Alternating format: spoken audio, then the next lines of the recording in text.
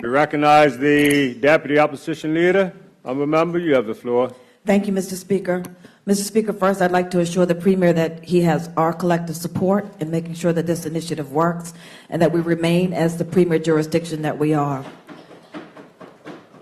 Mr. Speaker, I've been riding this train for a very, very long time. Bermuda exemplifies the old adage that if you build it, people will come. We created a model that has been successful. We created a model that has worked for years, and we are known, among other things, as being a jewel in the Atlantic.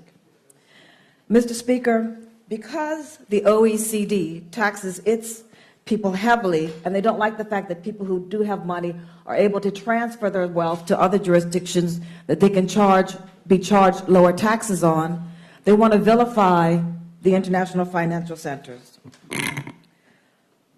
So they bully us into complying with taxes, as others have spoken today, that they don't apply to themselves. Now, Mr. Speaker, the EU has not managed their affairs in a way that has been financially viable, and so they're turning to the international finance centers to sponsor them. So they started out with the UBO register. They started out with us complying with all kinds of KYC regulations. And this whole process, Mr. Speaker, has been a progression. We started with TIAs in 2009, then we started with FATCA in 2010, and UK FATCA, the Common Reporting Standard in 2017, country-by-country reporting. The UBO register started in 2013, and now we have EU substance. And just to, Mr. Speaker, I want to just address the level of hypocrisy that the OECD and the EU has applied to us in terms of what we are required to do. And I would just ask for members' patience, and I'd like to read to you, Mr. Speaker, if I could, what is required to open up a bank account in Bermuda. Continue on. So this is a local bank, Mr. Speaker. Yes. So we have to complete the local bank's application form. We have to provide a copy of the trust instrument and its structure chart.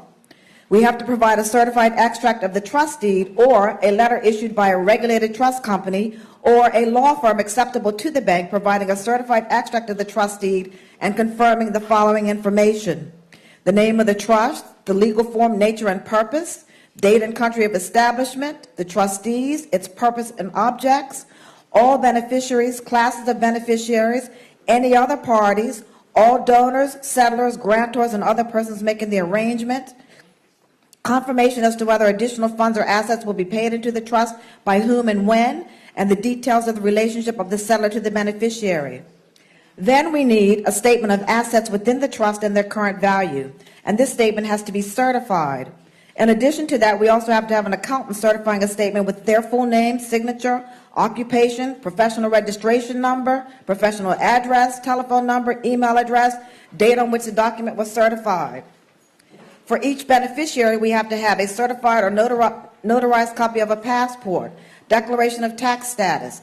For each U.S. national, a W-9 form, a current utility bill. For each authorized signatory, a certified or notarized copy of a passport, a certificate of good standing for a company, source of wealth, provision of audited statements, information from the company's website, source of funds, have dividends been paid, what were the date that they were paid, what was the amount, who paid them, how long has the trust held the shares of the company. Mr. Speaker, that's just to open up a bank account in Bermuda. Let me tell you what you have to do to have a bank account in the UK. A tenancy agreement, a recent utility bill, or a credit card statement in the UK. Let me tell you about Switzerland. Swiss banks are happy to have foreign residents as customers. You can hold an account in Swiss francs or in a range of other world currencies. All banks require customers to prove their identity with an official document, usually a passport, and if you can't go to Switzerland, you can mail your passport in. Yes. And if you're concerned about privacy, you can get a numbered account, Mr. Speaker. But they want us to go through all of this to demonstrate that we have to comply with their foolishness. Mr. Speaker, There's a thing called sovereignty. And if you'll allow me to read the definition of sovereignty. Sovereignty, oh, sorry, thank you. Sovereignty means that nation states are free to decide for themselves about the kind of democracy that they want, the kind of rulers that they want, and their policies internal and externally.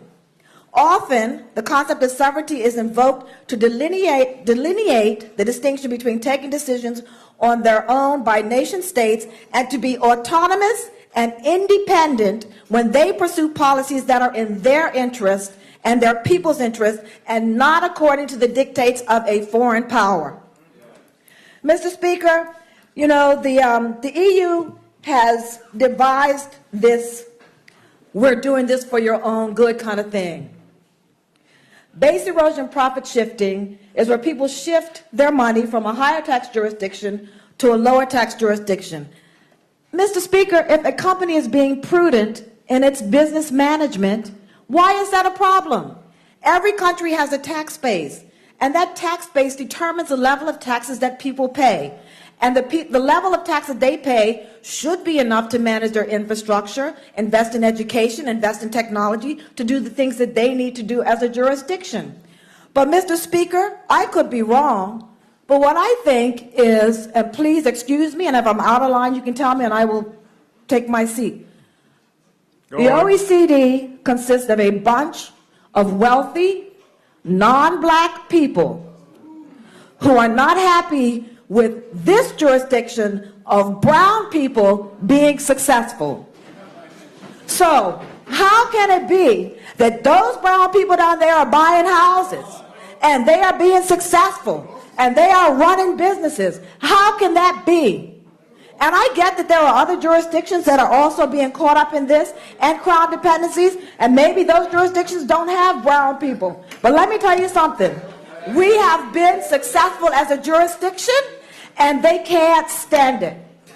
And so because they can't stand it, they want to make sure that our success is taken away. But you know what? We will rise out of these ashes. We will not be subjected to their plan. And as the Premier has said, we will go along with the things that they have required of us, but we will be who we are, and that is the jewel in the middle of the Atlantic. Now, Mr. Speaker, there are people who have said, well, why don't we get blacklisted, and, you know, why are we complying with this? Blacklisting actually is not an option. When you're blacklisted, you can't do anything. The banks won't process money, so it's not anything that we can do. But we can show them that we are able to still be the jurisdiction that we are. Mr. Speaker, this is going to be a cost, it's going to increase our cost of doing business, and we've already seen that, you know, the BMA increased their fees. We passed that legislation a couple of weeks ago. This is going to be a burden to us, but at the end of the day, as others have said, it will also be an opportunity. I'm looking forward to the opportunity. I'm looking forward for us to showing the EU that we can survive no matter what they want to do to us. And, you know, we have to now, as a jurisdiction, start being creative, Mr. Speaker, because one of the things the legislation does do, if you want to call it a level playing field, is it is imposed upon us, Cayman, BVI, and those other jurisdictions. So now we have to get creative in our legislation. We've got to get funky with our marketing. We have to develop products and develop things that will continue to allow people to invest their money in Bermuda and want to be here as a jurisdiction. And I think that as we work together, we can do it. Now, Mr. Speaker, there have been people who have criticized the Premier and the government about this. I'm going to tell you this.